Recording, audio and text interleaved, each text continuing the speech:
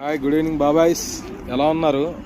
అయితే మీతో చిన్న విషయం షేర్ చేసుకోవాలనుకుంటున్నా. ఐటీ పరంగా అయితే మరి కోర్సు నేర్చుకొని ఉంటారు, కానీ మరి నాన్ ఐటీ పరంగా ఏంటంటే ఒక జాబ్ అనుకొని వస్తారు, ఇంకో జాబ్లో చేరతారు. ఇది పక్కా అనమాట, అర్థమైందా? సో అందుకనే అయితే నాన్ ఐటీ పరంగా ఏంటంటే ఏ కోర్సు అనేది ఉండదన్నమాట. ఏ దొరికితే జాయిన్ అయిపోవాలి, అంటే పిచ్చి పిచ్చిగా కాదు, జస్ట్ కొద్దిగా అఫీషియల్గా ఉండేవి.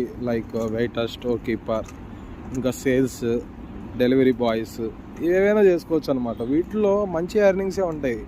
ఇప్పుడు కూర్చొని సంపాదించే వాళ్ళకంటే ఎక్కువ వస్తాయి, కానీ బట్ మనం తిరిగేది ఎక్కువ ఉంటుంది అనమాట. Choice is yours. మీరు ఏం చేసుకొని వస్తారో ఏంటి అనేది చూసుకోండి.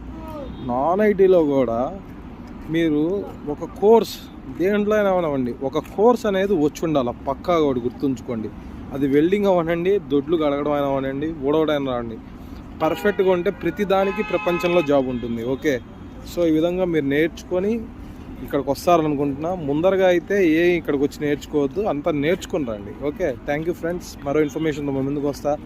Like, share and subscribe. Bye bye bye.